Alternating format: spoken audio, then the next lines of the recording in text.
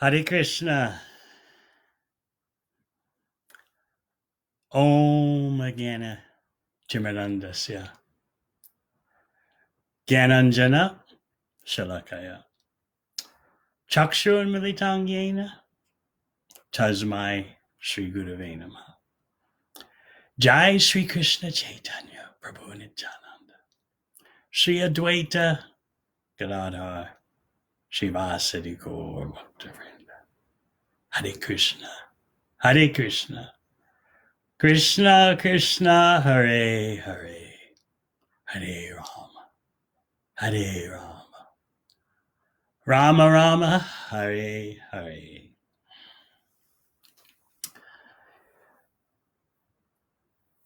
We're finishing our discussion of Narada Muni and the sons of Daksha.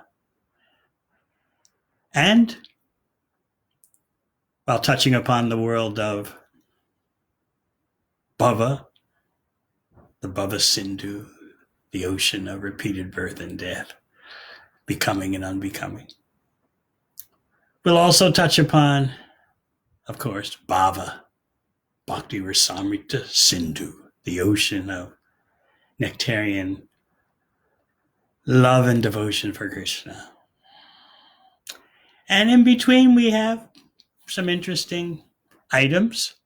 I'm trying to decide whether to finish the list of material bhava, symptoms of loving affairs, the bewilderment, or maybe say that for next time. Perhaps tonight I wanted to discuss the pride, the false pride of human beings in thinking they've made progress. The present circumstances certainly humble us.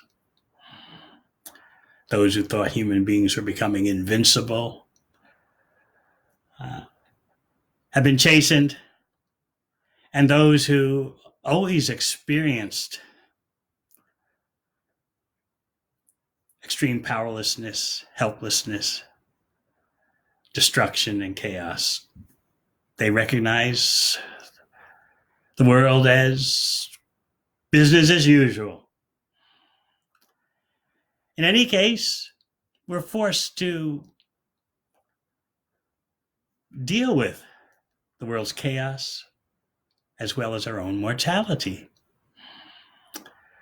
This is a key moment for someone like Narada Muni to educate humanity.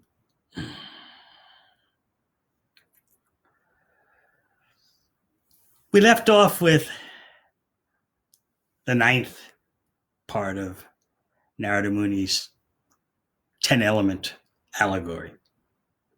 He talked about time, unstoppable, harsh, sharp,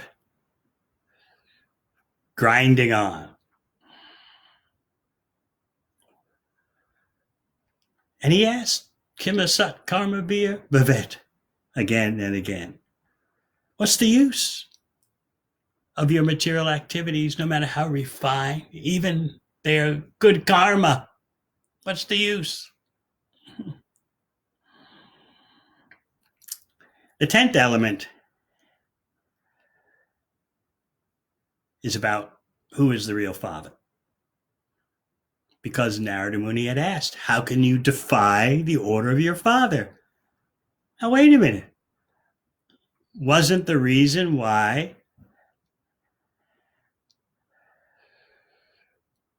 the Haryasvas went to a location to perform austerities and penances? Wasn't that because of the order of their father, Daksha, who understood that first you do austerities and then you can truly enjoy in this life and the next materially? So the Haryasvas were following the order of their father. But Narada Muni is zeroing in on that.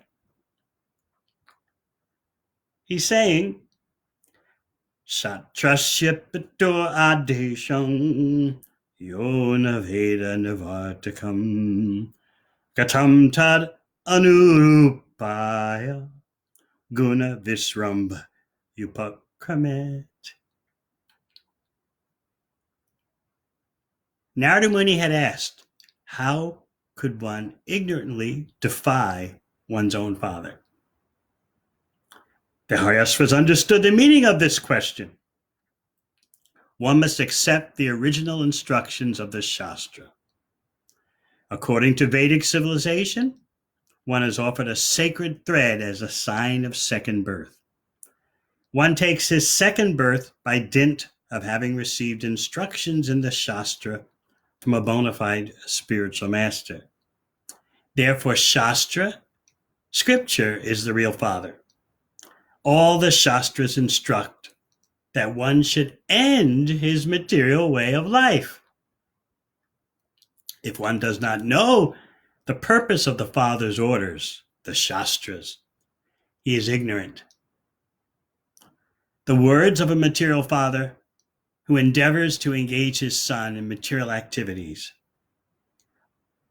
are not the real instructions of the Father. So this 10th component is very provocative. What is Narada Muni doing? These young men come from a good family, very materially successful, very materially powerful. Yet Narada Muni seems to be disrupting all that with his repeated refrain in previous verses, Kima Sat Karma Bhavet. What's the use of all this preparation just for material activities?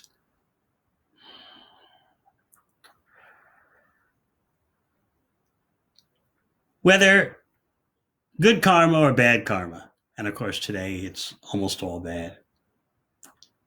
In the material world, conditioned souls have a desire to exploit, control, and enjoy material nature as much as possible. Whereas Narada Muni is pointing out the instructions of the real Father. Seek release from the materialistic way of life. So it seems we have a conflict here. Narada Muni is saying,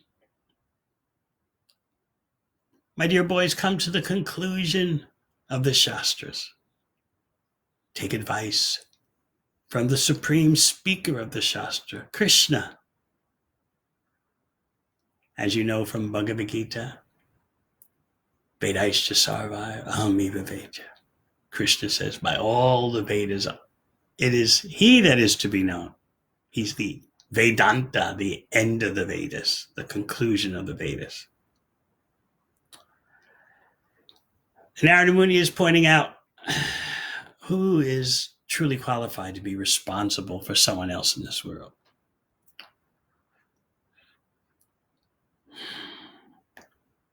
To get a material mother and father is very easy. It can happen in any species of life.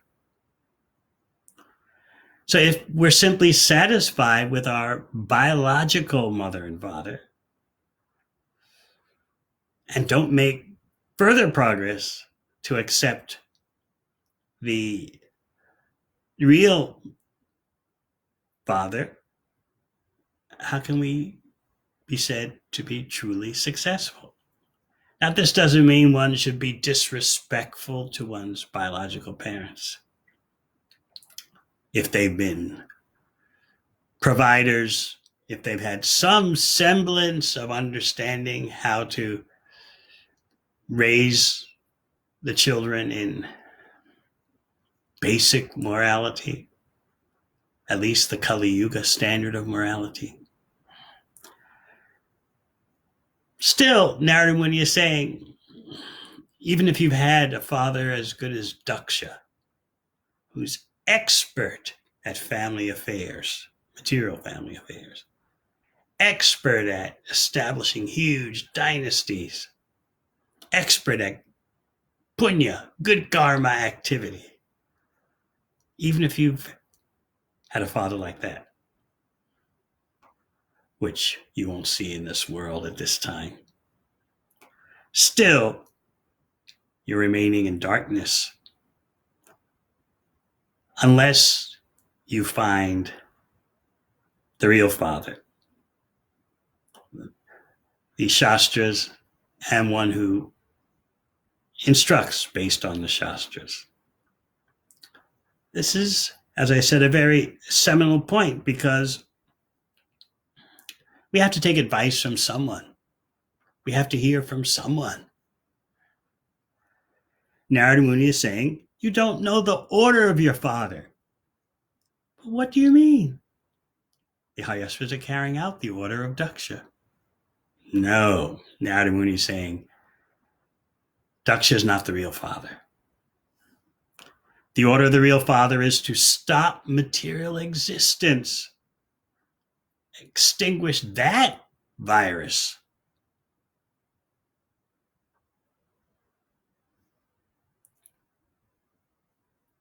If one doesn't know that, then how can life ever be successful? So Narada Muni is exhorting us to follow the real Father, the order of the Shastras. And significantly, he's explaining that by following the order of your real Father, you won't incur bad karma for neglecting the order of your biological father. Because the order of your biological father is not in accord with the order of the real Father.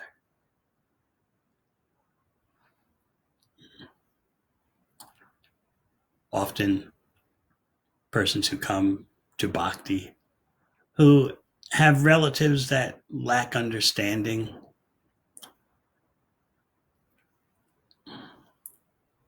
such new candidates to bhakti wonder, how do I handle the situation? Respectfully, but at the same time, we come into this world alone and we leave alone.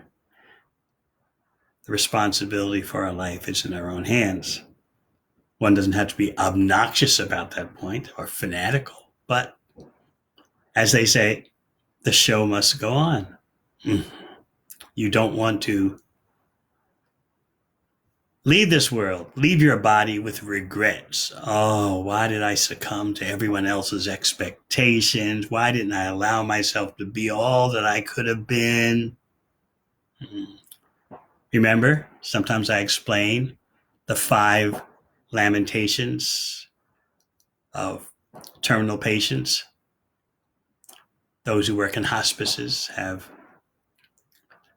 tabulated a list of the 5 most prominent laments. And some of them are, why didn't I live my own life? Why did I knuckle under to everyone else's influence and expectations? Others you may remember, other laments in hospices are, why did I just simply work and work and work? Why did I spend my whole life that way? And why didn't I express my real feelings of anger or love? Why did I just bottle myself up? I should have let my heart out more, telling those I was disgusted with that I hate you, and telling those that I really felt affection for, oh, I love you so much. Why didn't I do that? And why did I allow myself to be separated from my friends due to changing work and residential locations and the hustle and bustle of life today? Why did I allow that to happen? And why didn't I allow myself to be happy? I just didn't value my own happiness, whatever that is. So we don't want to have these very prominent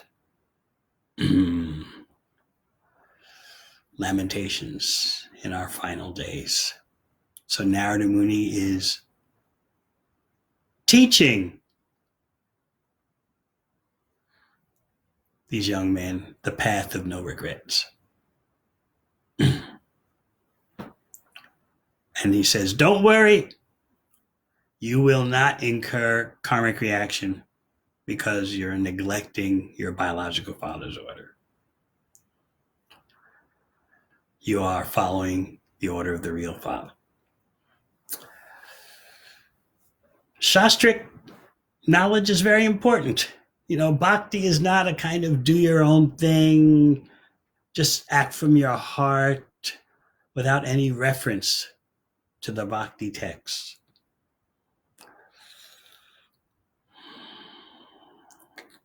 We were talking some days ago about a statement by Srila Prabhupada that more important than seeing Krishna directly with your own eyes is hearing about Krishna from a genuine authority.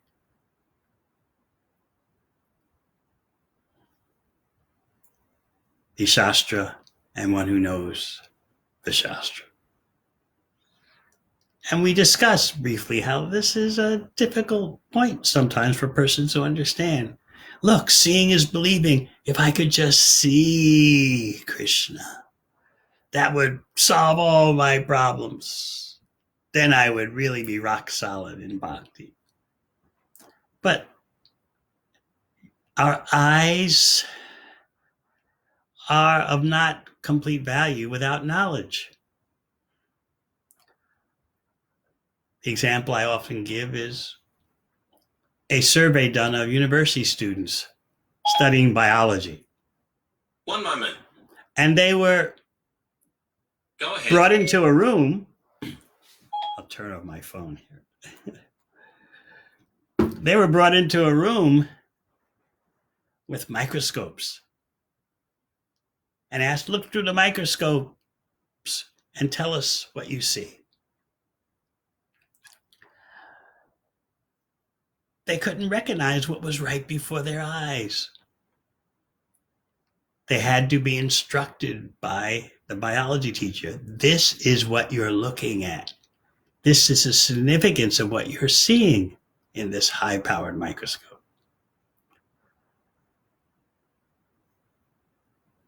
So as you've heard, undoubtedly, when Krishna appeared 5,000 years ago, very few persons had the vision. That means the qualification to see him as the Supreme Personality of Godhead. In other words, they didn't know what they were looking at. Their vision was not informed, not educated. Most simply thought he's the most powerful human being on the planet.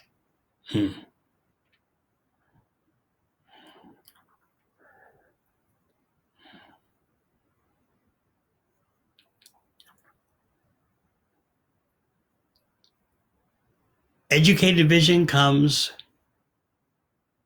by the grace of the ear. Then your eyes can recognize what's right in front of them. When Sri Chaitanya Mahaprabhu would go to the Jagannath temple in Puri and take darshan of Lord Jagannath,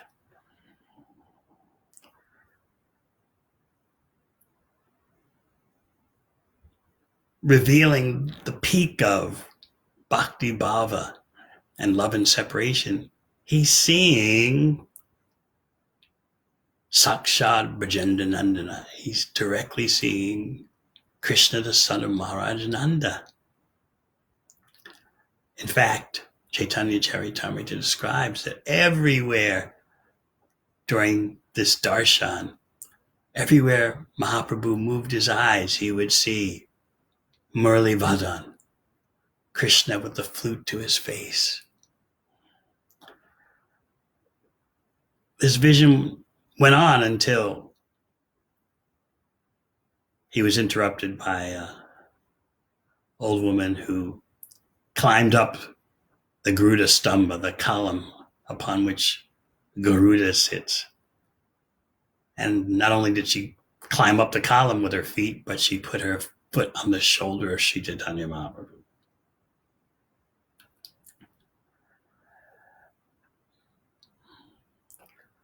Lord Chaitanya's servant hastily brought her down, chastising her for her offenses.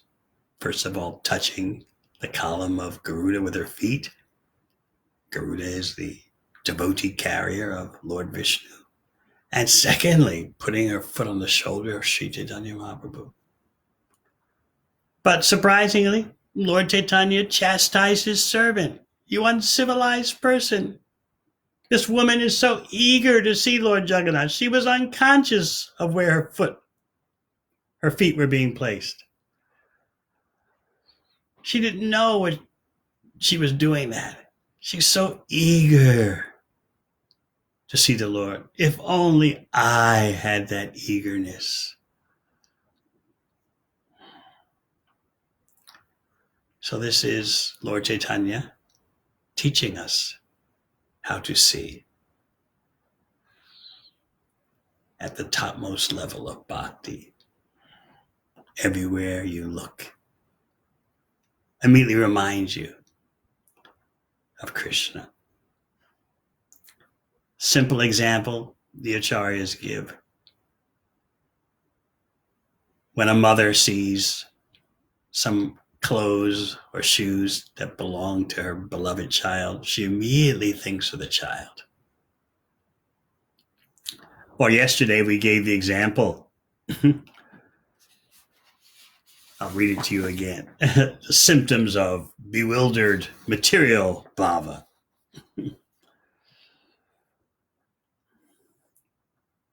The love-possessed person focuses almost all attention on the love object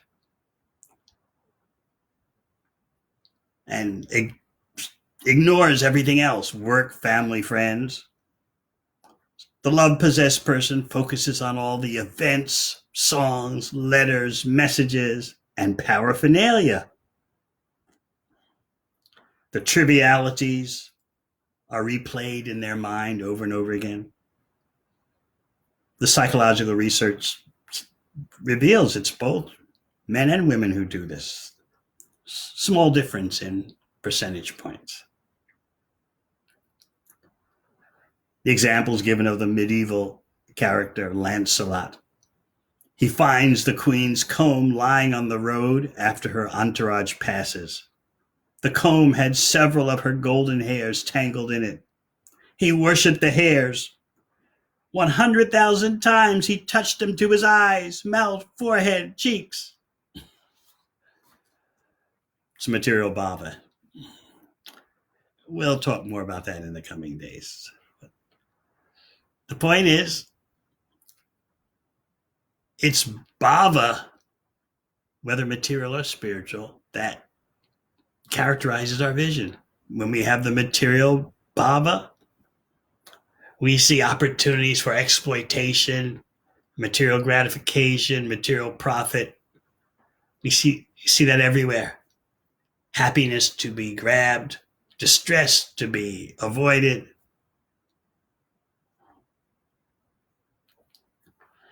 And the real bhava, absorption in Krishna, absorption in Krishna's service, means everywhere we look, we see opportunities to glorify Krishna, to engage in Krishna's service. And that service attitude brings us the remembrance of Shyam Sundar, Shri Shri Radha Krishna, as our bhakti appetite increases.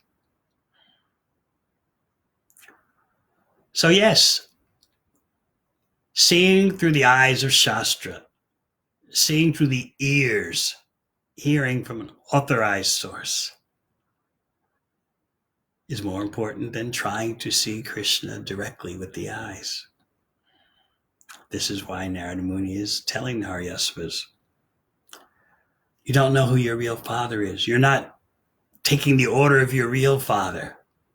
You're not seeing through the order of the real father. So what was the Haryasva's response? They circumambulated Narada Muni. That means we accept everything you say. We are your followers.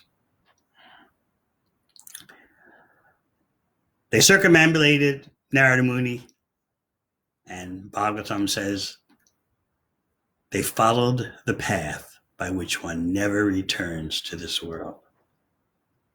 Remember, one of the early components of Narada Muni's allegory? There is a hole down which one enters and is never seen to come back. Remember, that hole is a double metaphor referring to those who plunge into material activities and thus earn a trip to lower statuses of life. They're never seen to return because it takes such a long time.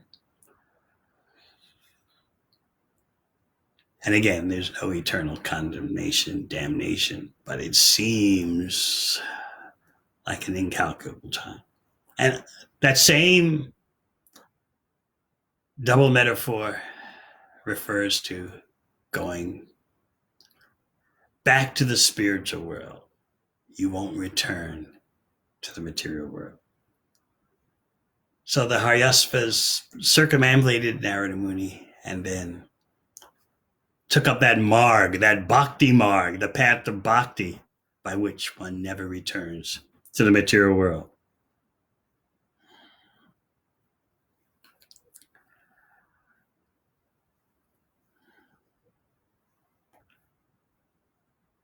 This is victory for Narada Muni.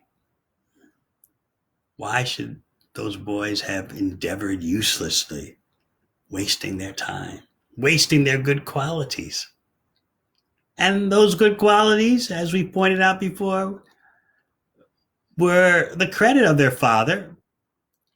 He raised them up nicely in good qualities for good karma. But Narada Muni said, why should their good qualities be wasted just for material goals? Let me ignite the real value of their good qualities by taking them to the spiritual platform. That the boys all circumambulated Narada Muni together means they all unanimously had the same opinion. Jai Gurudev, we're going back to Godhead.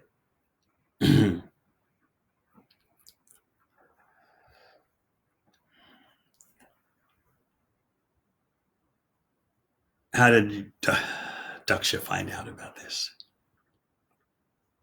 He heard the news from Narada Muni somehow, Bhagavatam says. And he began to lament.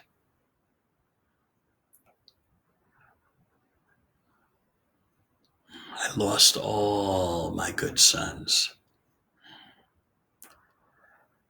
Narada Muni has taken advantage of their good behavior and culture to direct them to not be involved with the material world. Whereas Daksha instilled good qualities and behavior in them for the purpose of enjoying the material world.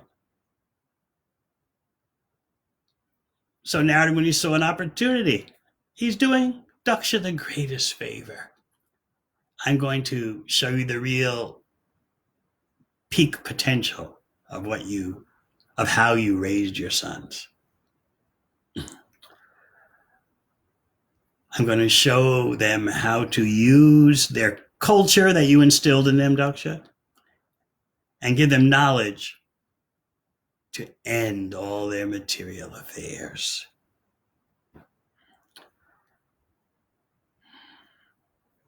So it seems that there's a disagreement, which goes on sometimes, between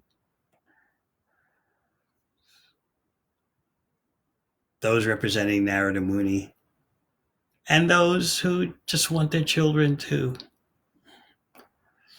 exist in the material realm, pursue material goals. And that's it. Of course, sometimes our devotees have parents who fully appreciate or are very flexible, and sometimes not. They can even be from India and have a severe reaction. You're supposed to be making money. You're supposed to be rising on the corporate ladder. You're supposed to be doing all the good things as perceived by society.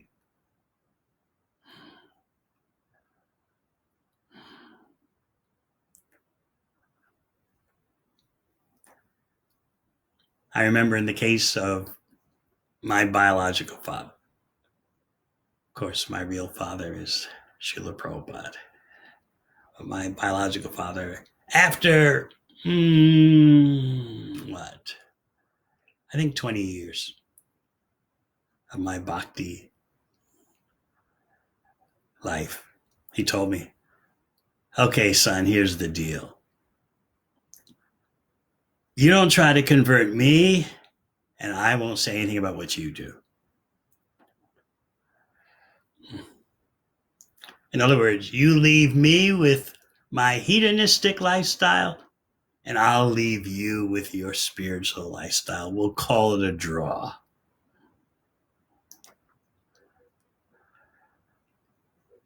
So that was a change from the first few years. Again, though, I'd like to point out that it's more often these days than back in the 60s and 70s that parents, relatives appreciate. Because back in the 60s and 70s, when Srila Prabhupada first arrived in the West, very few people knew anything about vegetarianism. They thought that was weird. You'll die from lack of protein. Very few people knew anything about karma, which is like a common word, although used without any knowledge these days.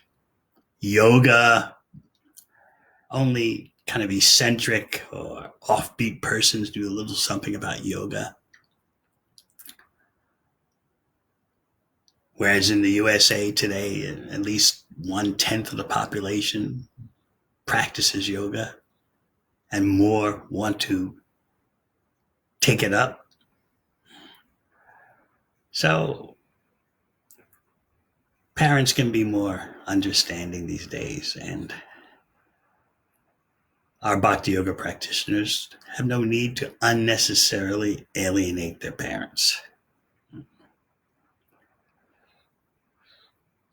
Treat them with respect, especially if they've been materially good parents, as conventionally known. But at the same time, your bhakti life has to move on. You're an individual. From the samsara point of view, the view of repeated birth and death, the view of the bhava sindhu, the ocean of becoming and unbecoming, we're all playing various roles like actors in a drama. I'm the father, I'm the husband, you're the son, you're the daughter, I'm the grandparent, you are the grandchild. These are all temporary roles on the stage of material existence. And when the particular drama of this lifetime ends, and often even before, these roles just go down the drain. So Narada Muni wants to rescue Daksha's sons from such a fate, being part of such a masquerade ball.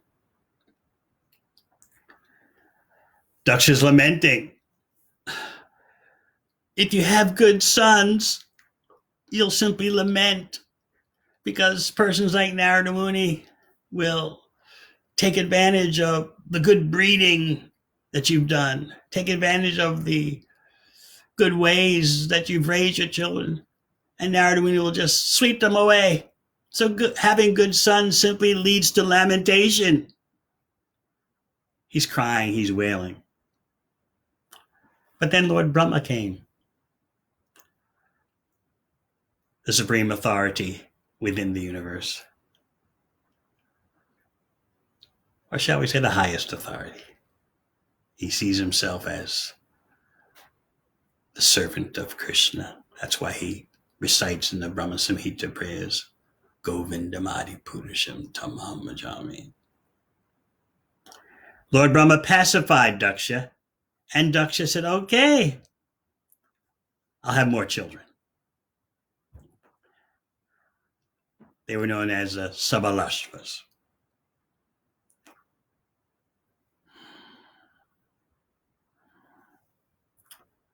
What you see going on here is two different kinds of expertise.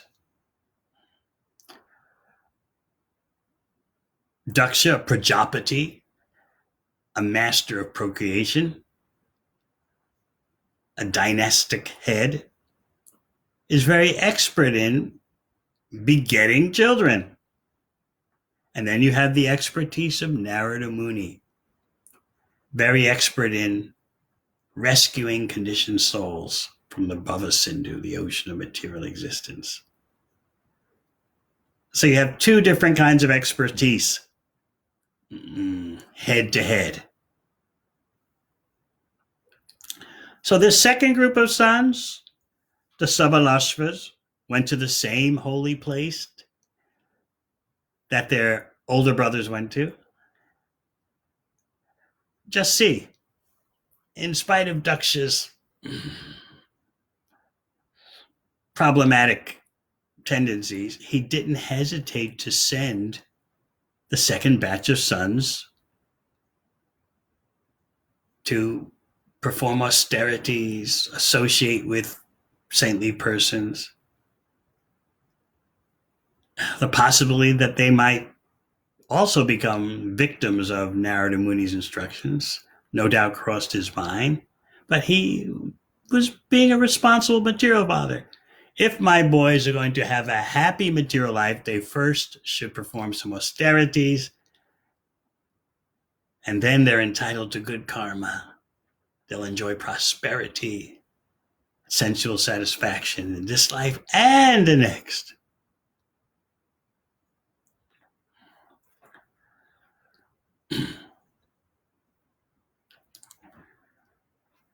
So how did Narada Muni respond?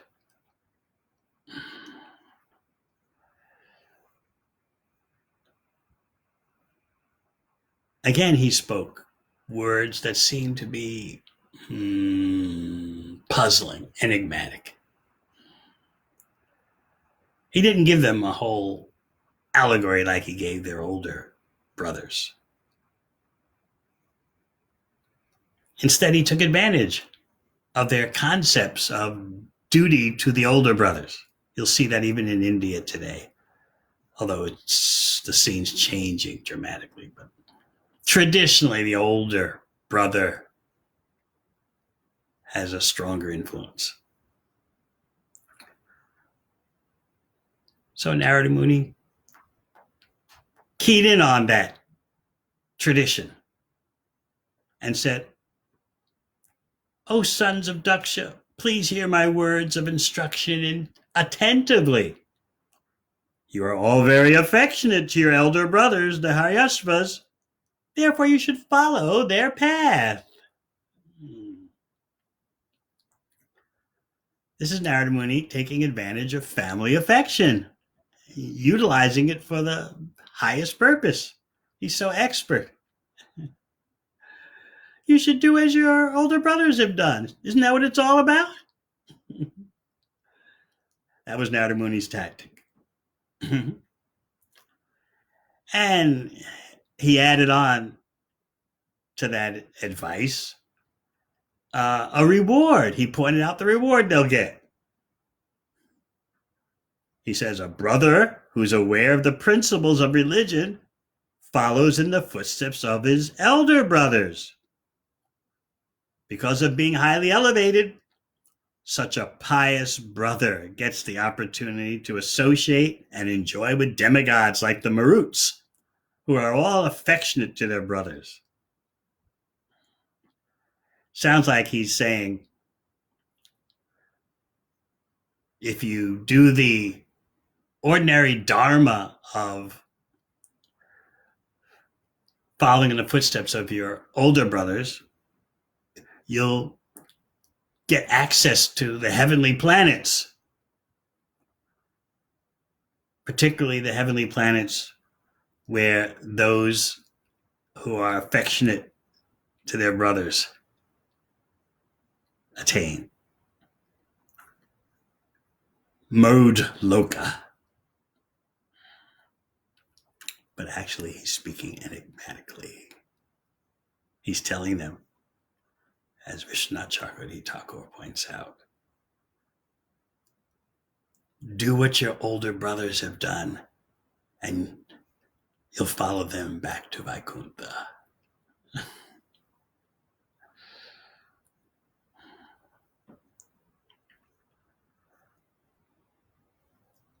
So indeed, this second batch of Daksha's sons followed the path of their older brothers. The Shastra says, like knights that have gone to the west, they have not returned even until now.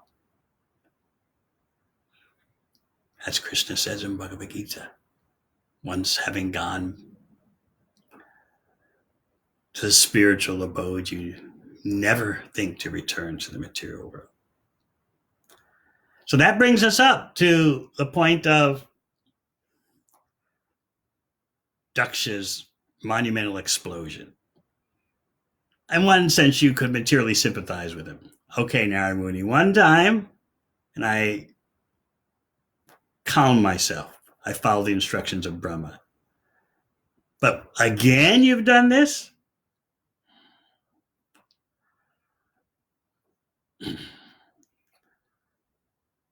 So as we discussed when we first started this series about Daksha, at this point, when he heard about the second batch of sons, he was so angry at Narada Muni that he almost fainted due to lamentation. So maybe you can remember some days ago I asked you, have you ever been that angry that you almost fainted because of lamentation? Your lips were trembling in anger. And amidst this huge storm, Narada Muni has come to deliver Daksha, knowing that the time of bereavement can be a very suitable time for appreciating bhakti yoga.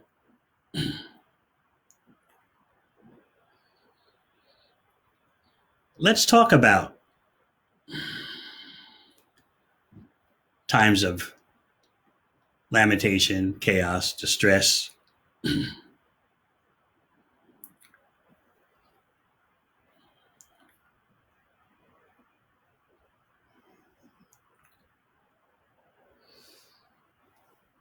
How are people handling the situation today, whether in the first world, the developed world, or the second and third world?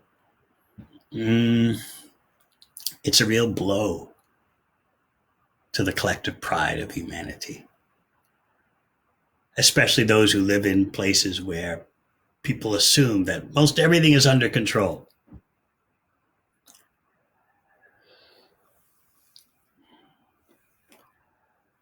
Somehow the human beings get an inflated head very quickly. We've made progress. We understand this. We've done that. Things are only going to get better and better. Did you know that in the late 60s, the Surgeon General of the USA, the highest medical government post, at the White House discussed with key persons that it's time to assign the threat of infectious diseases to the dustbin of history. We've got it all sussed out. Typhoid, smallpox, measles, all these old killers. It's time to face the facts that no longer should we be worrying about infectious diseases that challenge humanity in such a major way. Not only did the Surgeon General of the USA say that, but also in the late 60s, during the time when I was attending university, both Harvard and Yale closed down at their medical schools, super elitist medical schools, the pinnacle. Both of them, both Harvard and Yale, closed down their departments for infectious diseases. This is how confident humanity had become. Since that time, 50 years ago or so, at least 50 infectious diseases have popped up. Zoonotic diseases, diseases stemming from inordinate or non-ordinary proximity between human beings and animals.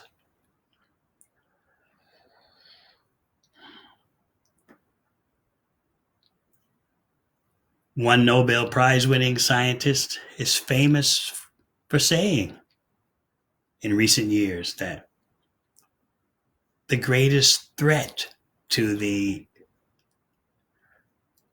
survivability of the human race is the virus. So the tune has changed, as you can imagine.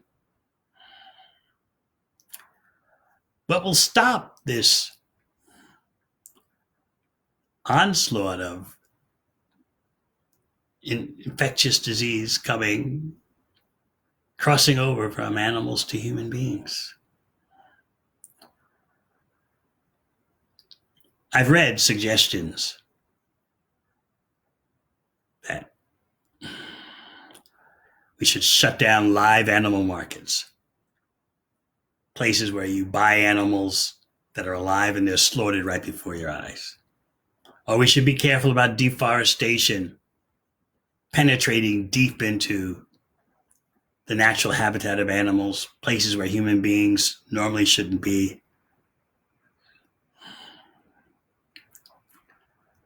Sometimes such learned fellows say, and we should probably reduce our meat eating. But still, very few authorities in the field want to directly focus on the issue of animal slaughter.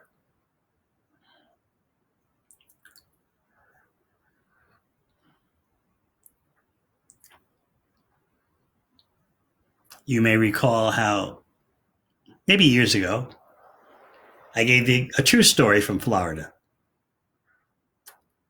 One malicious, depraved young man in his early 20s was videoed holding a little dog by the scruff of its neck over the balcony on the second floor, like he was going to drop the poor little dog. And the poor little dog was terrified. Several neighbors recorded this on their phones. They contacted the police. Unfortunately, the deranged young man didn't drop the dog, but the dog was obviously terrified. Of course, meat eaters may delight in saying, well, the animals have no soul. But if you can just visualize the terror on the little dog's face and how it was feeling, just as a human being would be terrified. So the video recordings were given to the police, and they did a dragnet. They searched the whole neighborhood looking for this young man, and they found him and criminally prosecuted him for cruelty to animals. Meanwhile, millions upon millions of animals are being slaughtered, and no one cares. This doesn't make sense. I don't have my numbers with me.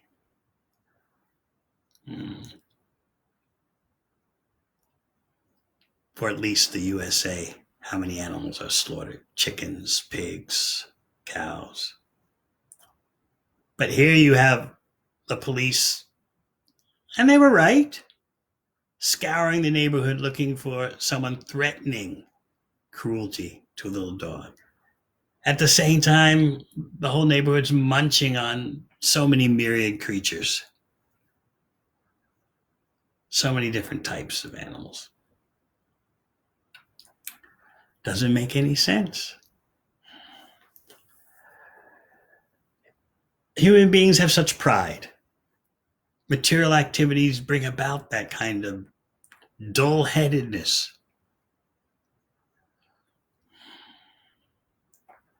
And then when crunch time comes, we wonder, how did we get into this situation?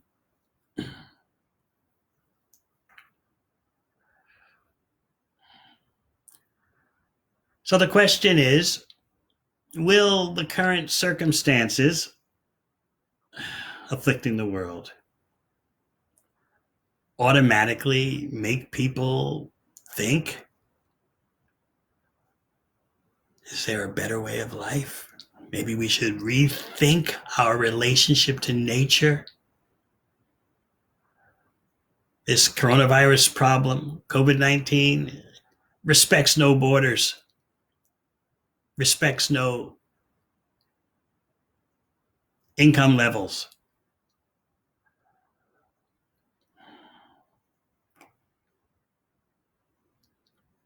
So many are saying it's going to take a global effort to wipe it out.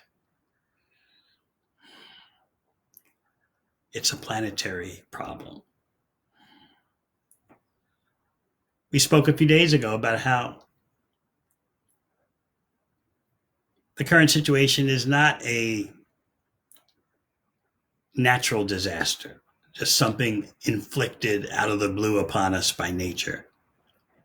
It is an ecological disaster, meaning human beings have caused this mess. So will we, as human beings,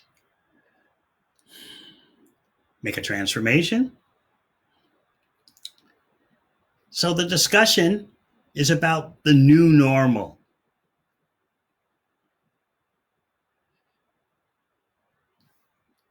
How can we feel in control again?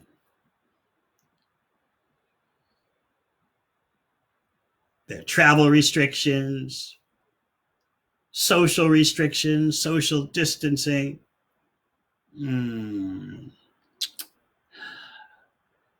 Can't do this, you can't do that. It looks like there are going to be restrictions like that to varying degrees for the next year or so. No mass gatherings, weddings, huge weddings, sports events, thousands of people, concerts, even religious gatherings, more than 10 people or 50 people or 100 people. Looks like all that is on hold for quite some time. So the question is about our sense of loss of control. Is that good or is that bad? And how are we coping with that?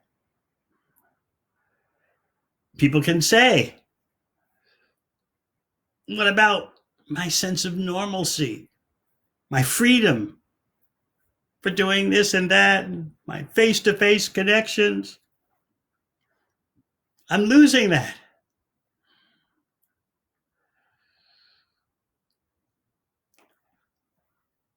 During the previous outbreaks of zoonotic diseases like SARS, Ebola, swine flu, they all resulted in spikes in anxiety, depression, and anger. And people were desperately trying to regain a sense of autonomy and control. Okay, I'm going to use this time to work on my diet. I'm going to use this time to catch up on lots of movies I missed. Or I'm going to become a crossword puzzle master. All these activities are indulged in to make us feel like we're in control. But I think we're going to talk more about this in the coming days, mixed in with other things. Because what about bhava? We briefly spoke about Sri Chaitanya Mahaprabhu and his vision. Let's go to quality 54.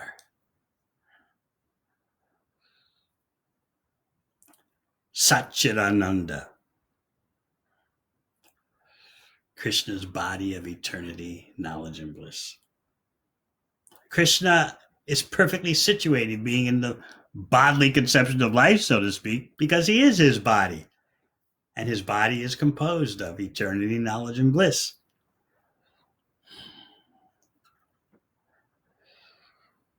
In fact, Bhakti Rasamrita Sindhu says, Satchit Ananda Sandhanga. He who has a form thoroughly composed of knowledge and bliss is called Satchit Ananda Sandranga, because that Satchit Ananda body is Sandranga, condensed, untouched by anything material, concentrated.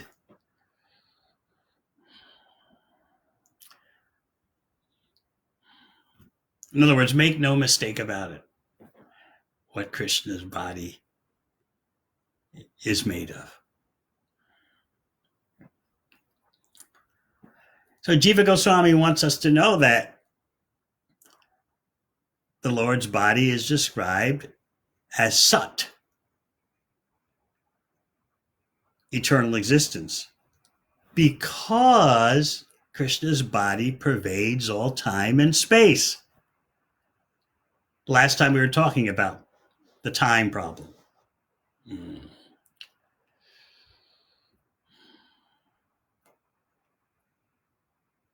The example given in Bhakti Rasamrita Sindhu, the first example about Sat, is from Devaki's prayers.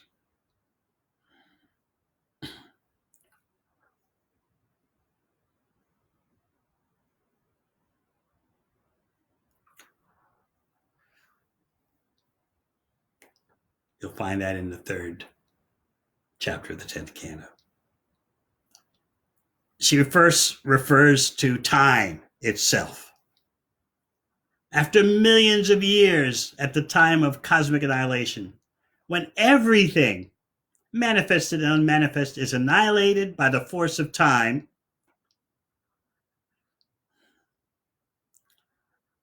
then you alone remain.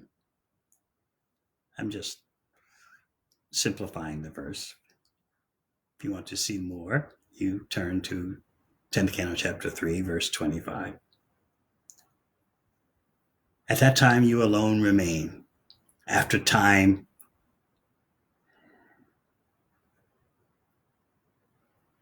annihilates everything.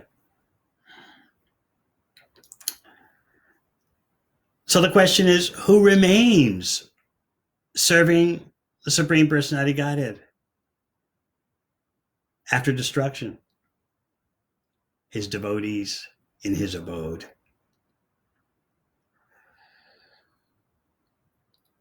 They're non-different from Krishna. They're of the same quality. And their activities are untouched by time.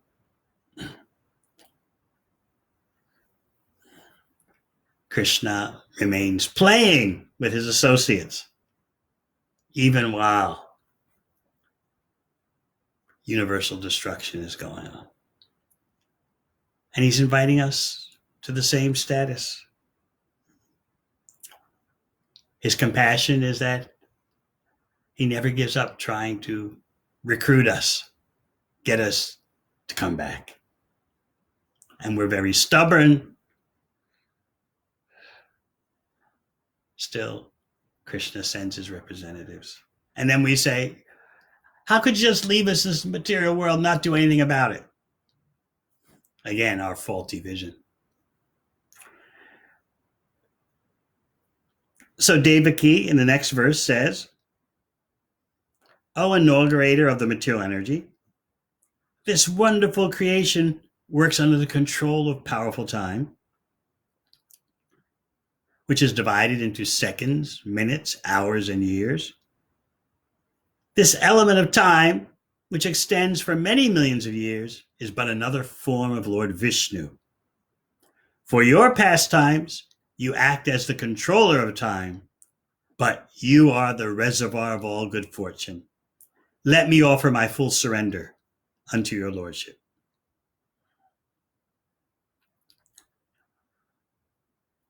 So she's alerted us to the influence of time, insurmountable. And now she's making sure you understand that that insurmountable time is simply the energy of the Supreme Personality of Godhead, and he's independent from it. He and his associates have no fear of the onslaught of time. And it's time that makes us so fearful in the material world. Whatever I have is going to be finished. My body, my mind are going to be finished.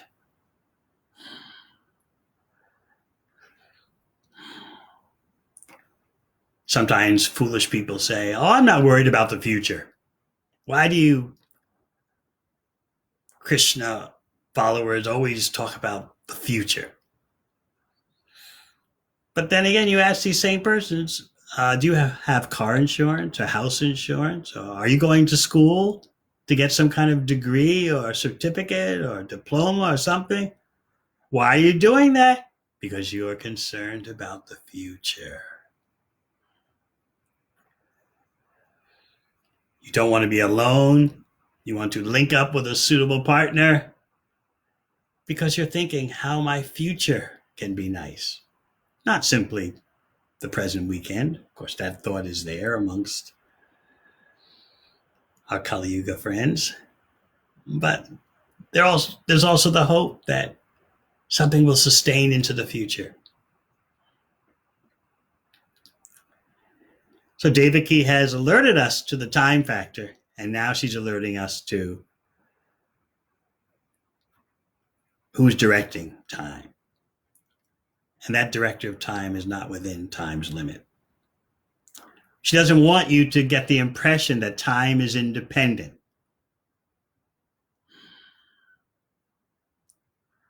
Therefore, she wants to speak of time's origin. She's refuting the independence of time, the Acharyas point out.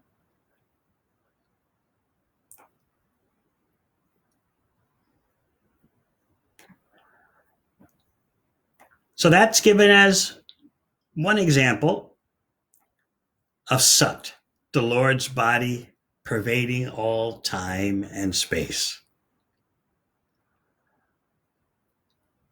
The next one comes from Damodar Leela.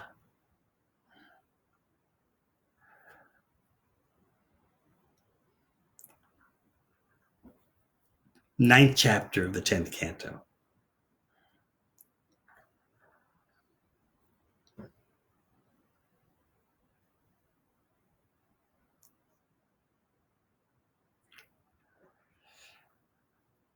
In binding Krishna, Mother Yashoda had to deal with someone who has no front or back, someone who has no inside or outside, someone who is beyond all the three phases of time. Therefore, they can't be step one, step two, step three.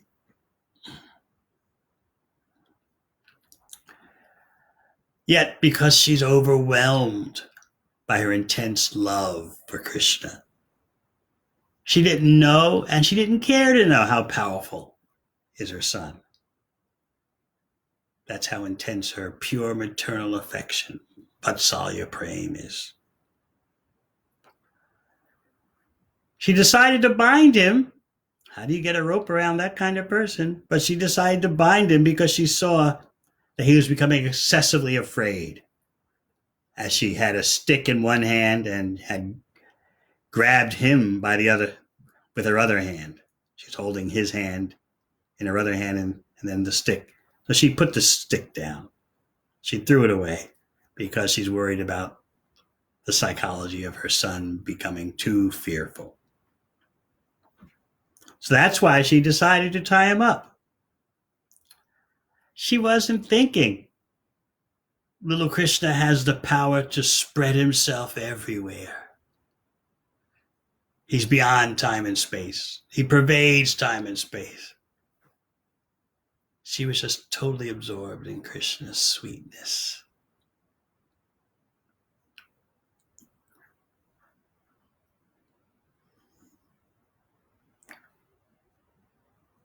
She thought, he's fickle.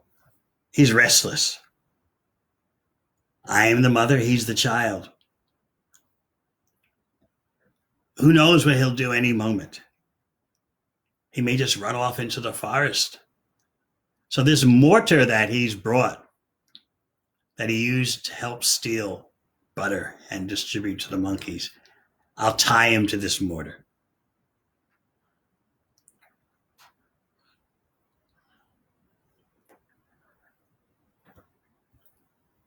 So the verse quoted in Bhakti Rasamrita Sindhu, Na chanta na bihiryasya, na purvam na pichaparam, purva param bihischanta, jagatoyo jagatschaya, tang mata majam avyaktam, marchalingam adokshajam, gopiko lukale damna, babandha prakritam yata. The Supreme Personality of Godhead has no beginning and end. No exterior and no interior. No front and no rear. In other words, he is all pervading. Because he is not under the influence of the element of time, for him, there is no difference between past, present, and future. He exists in his own transcendental form at all times. Being absolute, beyond relativity, he is free from distinctions between cause and effect, although he is the cause and effect of everything. That unmanifested person, who is beyond the perception of the senses, had now appeared as a human child, and Mother Yashoda, considering him her own ordinary child, bound him to the wooden mortar with a rope.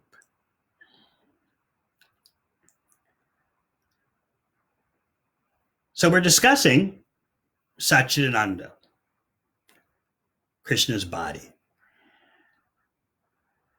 Generally talking about bodies is stale, because even the most beautiful,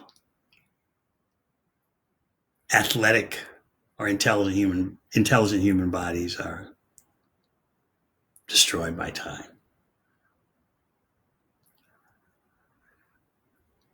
But talking about Krishna's form becomes sweeter and sweeter and sweeter.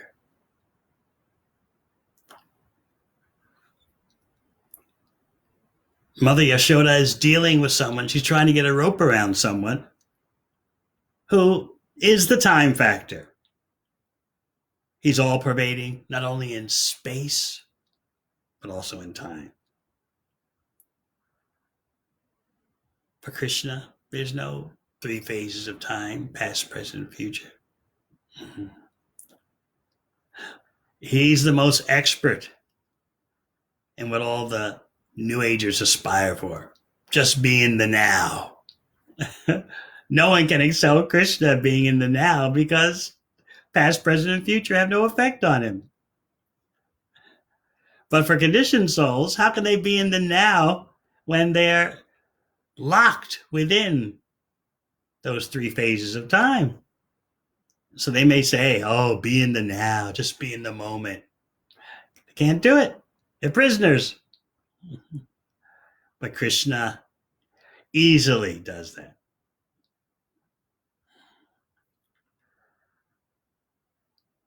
He can't be measured. So how can Yashoda think to get a rope around him? All these dealings are just going on based on pure love. Yashoda Mai is acting on the basis of loving service, and therefore she wants to bind him. Someone who has no outside, no inside. Where do you place the rope? So first, this verse from the 9th chapter, 10th canto, establishes Krishna's all-pervasiveness in terms of space. And then it speaks of his pervasiveness in terms of time. So Vishwanath Chakravarti Thakur wants us to think the paradox. We all know that the unlimited can bind the limited. But here you have the opposite. The limited is seeking to bind the unlimited. The whole universe can't bind Krishna, to say nothing of a rope inside of the universe.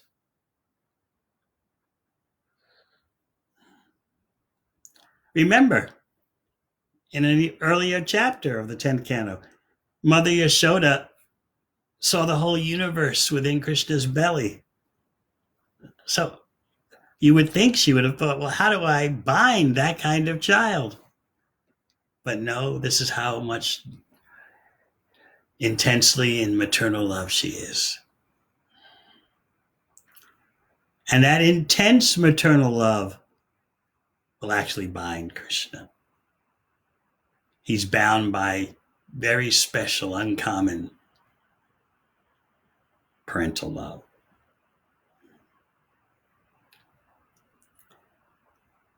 Controlled by love, he agrees to cover his powers and act as a human child, even though he's beyond the material senses. So it's the strength of Mother Yashoda's love that binds him. Someone who has nothing outside him because he's spread everywhere. Nothing inside him. He's pervasive throughout all space, and he's also pervasive throughout all time. In that way, there's nothing previous to him and nothing after him.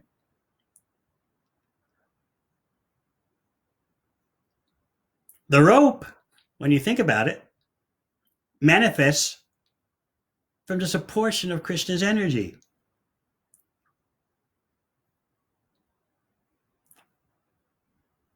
In the form of the universe.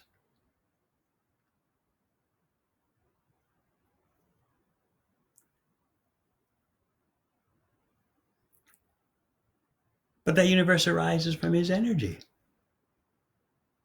So how can he be bound by that rope? Jiva Goswami says it's like you're saying fire will be burned by fire. It's not possible. Similarly, Krishna's energies can't control him but love can.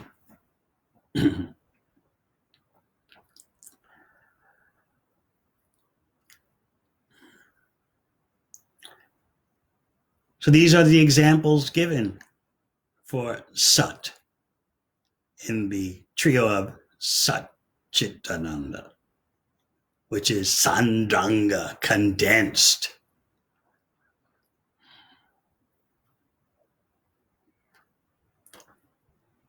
Srila Prabhupada makes a point in his summary study of Bhakti Rasamrita Sindhu, Nectar Devotion, that at best impersonalists can access the Sat, the eternality of existence. But what is the point of that without the Ananda, the infinite bliss that comes through relationships?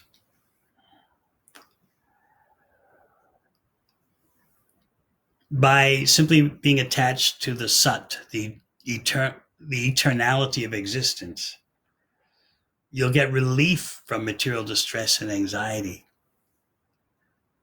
But what is your positive acquisition?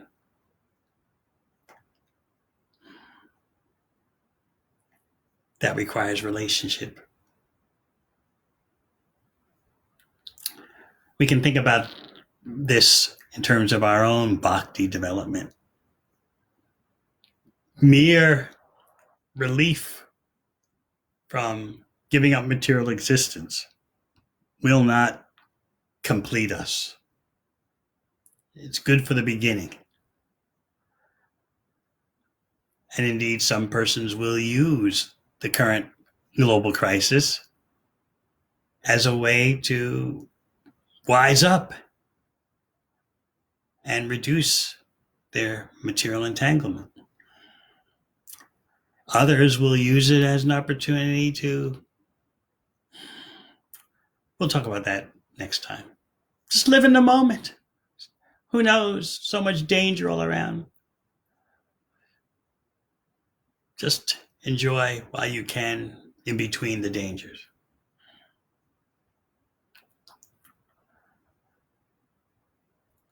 Bhakti is about more than freedom from material distress and anxiety. It's about the dynamic, loving relationship with Krishna.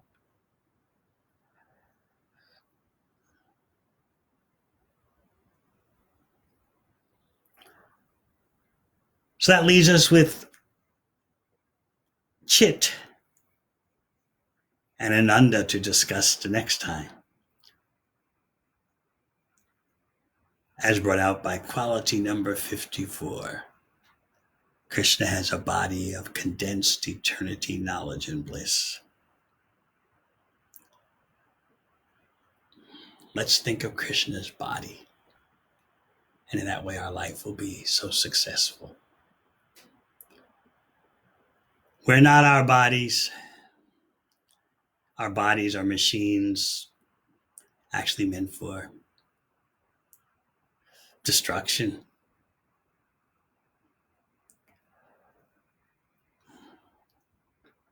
But Krishna is his body, and he's inviting us to regain our spiritual status, in which there's no difference between the person and the body. And he wants us to associate with him in that way.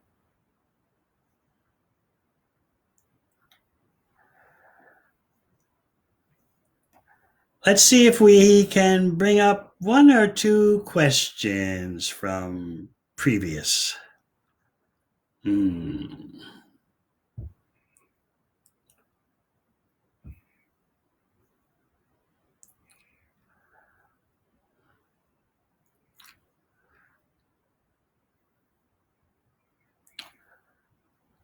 Okay. From Janavi Jivan. As you were mentioning that when we perform devotional service, we get satisfied and also be greedy and seeking for more services.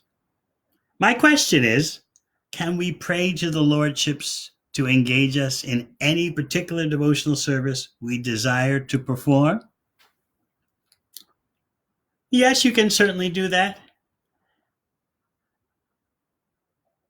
It shows we have some material attachment to serving in a certain way. And we want to use a particular material propensity in Krishna's service. That's nice. As I often point out, most persons should be looking up to karma yoga, not down at it. But pure bhakti means, as I often point out, whatever Krishna wants, however Krishna wants it. So we're not going to condemn persons who seek to engage in serving Krishna in a particular way. I want this kind of service. I want to manage. I want to do puja. I want to cook. I want to this or that. Engaging our material drives in that way will purify them. At the same time, we should know what is the real standard of Shuddha Bhakti, pure bhakti, which is whatever Krishna wants, wherever he wants it, however he wants it. That's the best prayer, as Mahaprabhu demonstrates. Mama Janmani Janmani Shvere Bhavatad Bhakti Arhoitiki Twaye. Birth after birth. I don't even mind taking birth after birth as long as I have your service. As long as I can just be a speck at your lotus feet. With that kind of approach, your deepest spiritual aspirations for engaging in Krishna's pastimes will manifest at the higher stages of bhakti.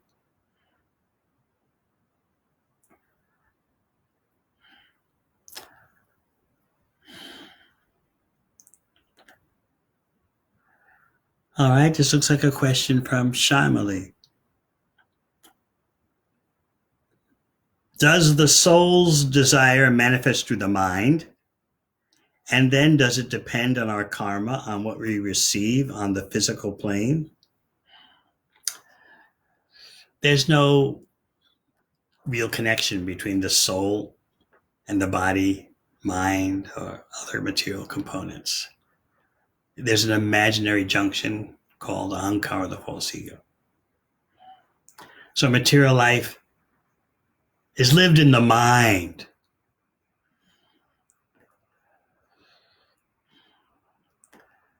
Material experiences don't affect the soul. It's like we've got a haunted self that's been going on. Some kind of pseudo self that's active in so many kinds of activities, pursuits.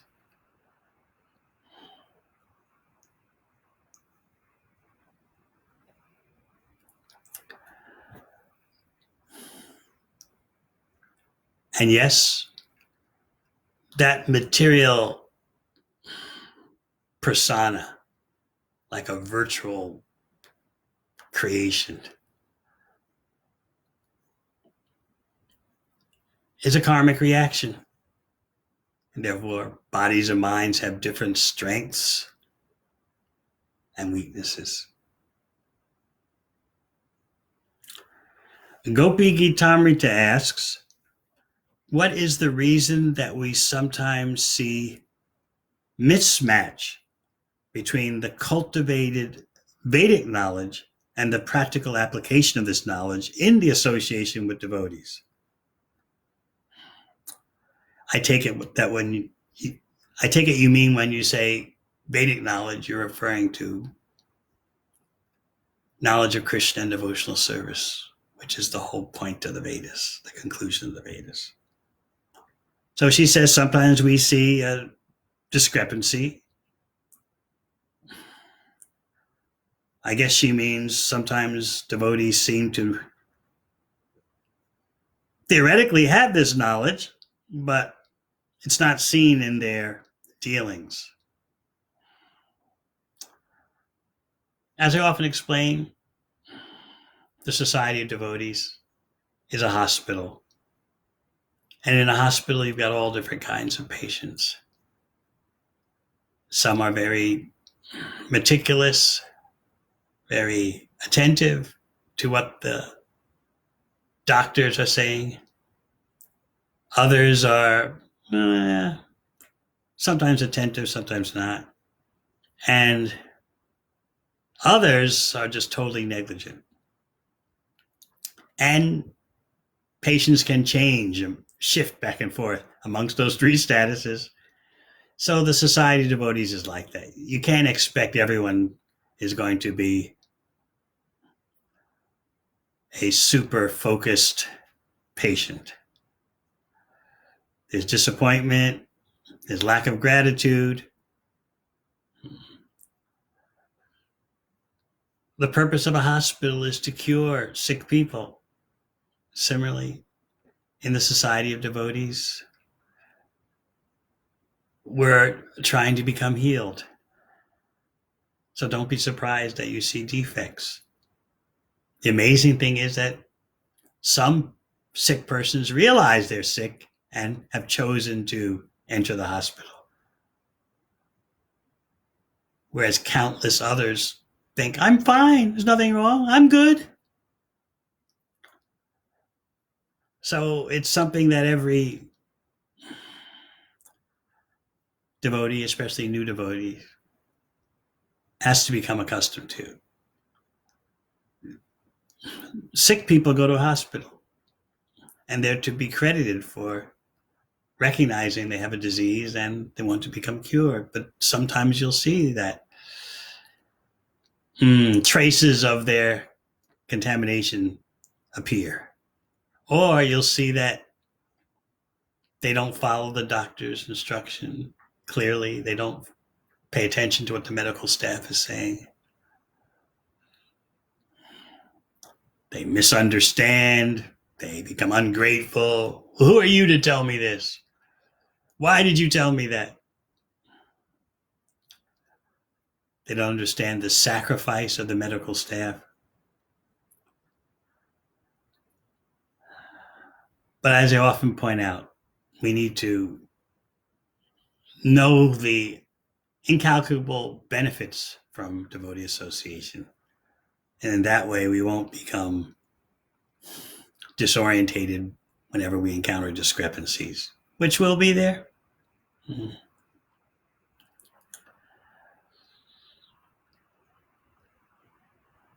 We can explain more about the incalculable benefit of association with devotees. To make a long story short, remember this about devotees. They're not perfect, but they're trying to be perfect. Just that is inconceivably extraordinary. They're trying to be perfect. And of course, the most focused meditation that we have is upon ourselves, our own faults.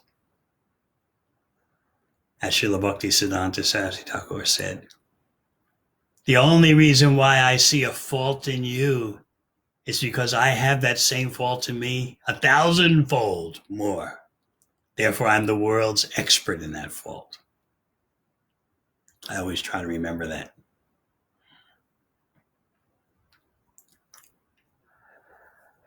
Last question for tonight from Yamanuja. My question is, the gopis in Vrindavan are always looking forward to see Krishna. They even get upset when their eyes blink. They're always looking forward to see him because he is very beautiful, and they enjoy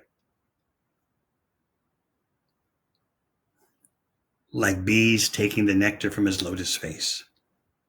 They are the topmost devotees and examples. But in the case of our developing bhakti, we hear that we don't have to approach bhakti with the idea to enjoy, just to serve. How in this example of the gopis is it that they don't want to enjoy Krishna, but at the same time it's obvious that they want to see his beauty?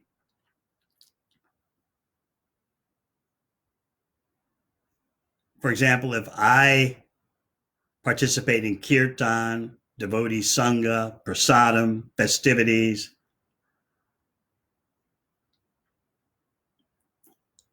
in so many words, I do it because these activities are quite enjoyable.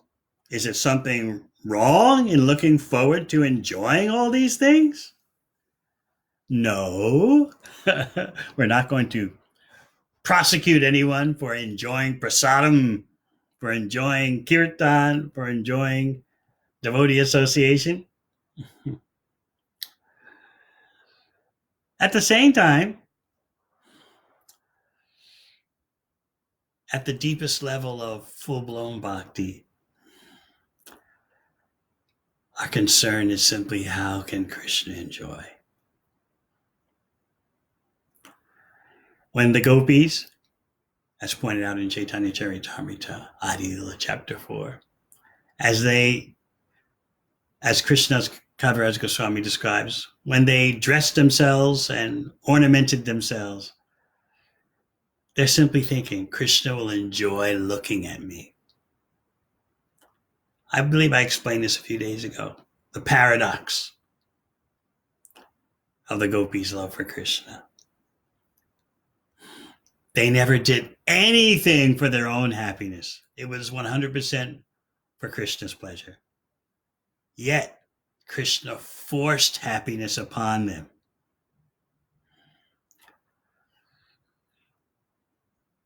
This is one of the deepest mysteries in bhakti. And that's what your question is leading to.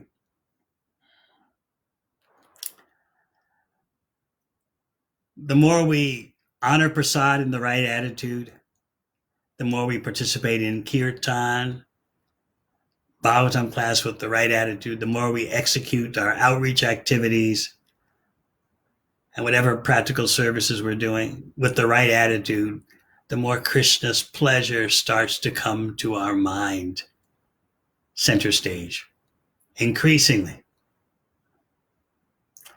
So go on chanting, go on taking prasad, go on associating with devotees. And you'll see that gradually within your heart develops a desire to always think, how is what I'm doing giving pleasure to Krishna?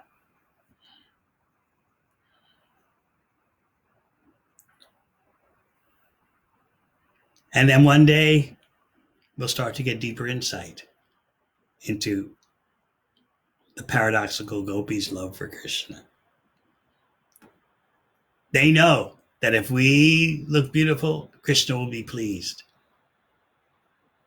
And when Krishna's pleased, his beauty unlimitedly increases. And when the gopis see his beauty unlimitedly increase, their beauty unlimitedly increases. And when Krishna sees their beauty unlimitedly increase, his beauty unlimitedly increases. Another example given is that when you decorate your own face, the reflection in the mirror of your face is automatically decorated. That's how natural it is that we can serve Krishna without worrying about our own happiness. Krishna is like the face, and we are the reflections. When you pay attention to the face, the reflection in the mirror of the face is automatically decorated. Consider that. All right.